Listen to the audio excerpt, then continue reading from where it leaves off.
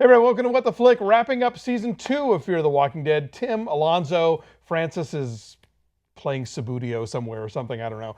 But holy crap, what an amazing season capper. Yeah, two episodes, 14 and 15, Wrath and North, respectively.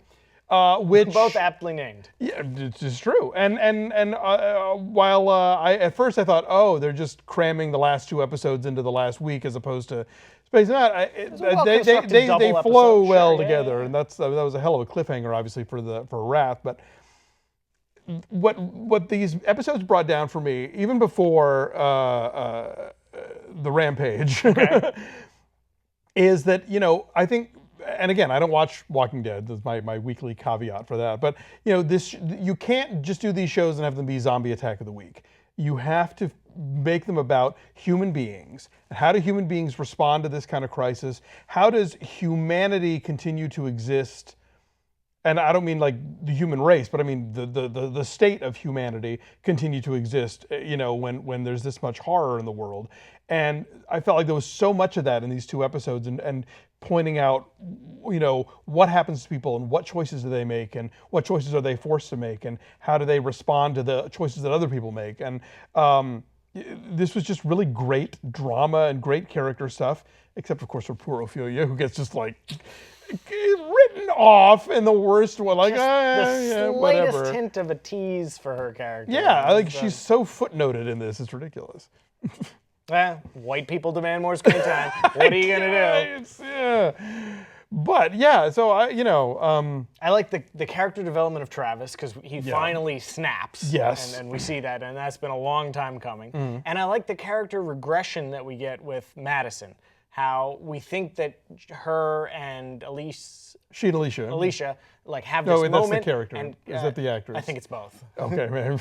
They have this moment out on the pier last episode, and they connect, and they reaffirm their commitment to each other and making it together. And then at the first hint of like this is where I saw Nick was, like everything's about Nick now. Yeah. We have to find Nick. Like help me search these dead bodies' pockets. And Alicia's like, and I'm like, I'm sorry. There's an address for the Colonia. Like, what, they all had new driver's licenses made? That was a little. We'll let that one slip. Yeah, we'll have to. But no, you're right, absolutely. That look on her face, like, oh, this again. I thought we were. So yeah, but again, I think we've kind of flippantly been like, oh, write that kid off and move on for both Travis and Madison. But this one, I really kind of felt the depth to which. Family is that last thing you can cling on to once civilization has stopped existing, when all of the other sort of, establishments, every structure has gone away, really all you're left with are your biological ties, and so as much as Chris drove me the fuck up the wall for the last 2 seasons, his death is a tragic one, A tragic and perfect death. Well, yeah. It's just so appropriate that it's so unceremonious, shown in flashback, exactly predicted by him 2 episodes prior. At a distance. It's just like the perfect way for that character to die, to like bring his character full circle, I think. Although, again, another thing I had to kind of give them here is, really, 2 guys lying in the bed of a pickup truck survive that truck flipping over and over again? How? I mean, I guess unless they get immediately thrown clear, I guess. But. We could still almost call them unreliable narrators, and like, okay, they started with a bogus story. Yeah. Then we saw a flashback, which also could still be a bogus story. True. We don't know, and we'll never know. They're both dead. Yeah, I was going to say, I mean, there is a possibility that we only know Chris is dead from somebody else having said so, but they wouldn't have made that part up to the dad. If anything, they would have gone like, oh yeah, he limped off in the other direction, and we think he went that way. Go. So yeah, I think we can pretty much assume that he is. If really this was Walking Dead, Chris would still be alive, and we'd see him in the absolute last scene of the episode. Oh, gotcha. But it's not, so they didn't, and I'm glad. So it's good to know that if everything else falls apart in the world, the Minutemen will still be hawkishly patrolling the border. They got their wall. There's a wall. They built it, and I don't know who paid for it, but they're there and they're guarding it because still immigration is a problem, even in the apocalypse. Well, it's interesting how real life things sort of bleed into shows. Like both Empire and Designated Survivor have had incidents of people of color getting harassed by the police for no real reason. Sure. For literally being outside of their own apartments. Zeitgeist, yeah, exactly. And so this one, so now this is becoming a whole thing about the unporousness of the U.S.-Mexico border, which I guess we've never seen before because the last time they crossed it, they were in a boat. Right. So yeah, Got so through that's the flotilla pretty easily. But. right. So that's an issue, obviously, that I guess they're putting in the chamber for season 3. But yeah, I should have been tipped off from the moment that God, why am I blanking on all the names again? I'm sorry.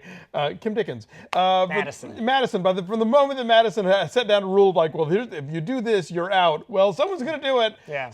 One of our heroes is going to do it because... Not us, like other people that aren't Yeah, us. I mean, the other... yeah. Oh, God. That was a moment of awkwardness. And then even Strand, who I think was perfectly willing to let them go, like, then... kind of gets roped into it at the end himself. I love his line, Madison, they don't care and you're not helping. Yeah. Like, exactly. This is not going to get you anywhere. The theme of what's going on Let's here. cut to the quick, They don't care, you're not helping.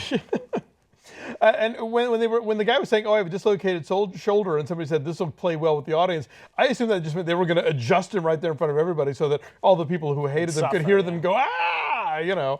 But yeah, that went south fast.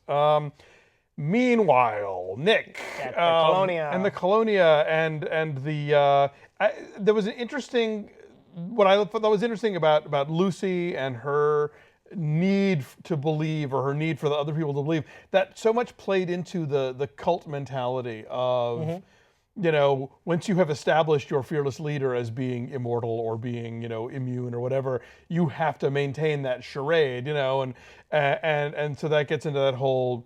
You can look at any number of cults where when the founder finally does die, they refer to it as he has passed on to his next form or made whatever. It to the comet or whatever. Exactly. Yeah. And so just the notion of like the more important than anything else is having to like keep that fiction going. But hey, he did that. That's a hero's death. Driving that bus. Yeah, and she had a really good backup rationale too, which was like, what do you think life was like for us before the apocalypse? Sure, yeah. This is as good as it's ever been, and we built it together. I'm not just going to walk away from it because it was based on a lie. It's real. Yeah, that was like the genuine version of the terrible thing that Barbara Bush said after Katrina. Remember about the people who were like crammed in a Superdome? Oh, well, they're quite enjoying it. They have a roof over their heads. Like, but she's actually saying, no, for a lot of us, this is a lot better than what was happening before. And so that was kind of a cool, yeah, you're right. There's a lot of reasons for her to keep this charade going for whatever reason. But when Madison derails everything to go follow Nick some more, it's just like, no, you were so good there for a second. Who's the addict now, Madison? Come on. No kidding. Sheesh.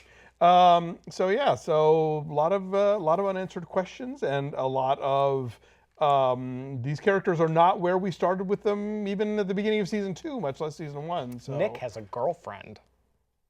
Yeah, it's true. And other things. Yeah, but that was not my go-to, but yes, that's a thing that happened. So anyway, I think that even people who were sort of, on the fence about this show, I'm hoping last night's 2 episodes kind of like brought you further into the fold. You'll let us know, I'm sure. If you stuck it out this far, we're in it now. Yeah, and I think your patience has been repaid. But we'll be back for season 3. We hope you will too.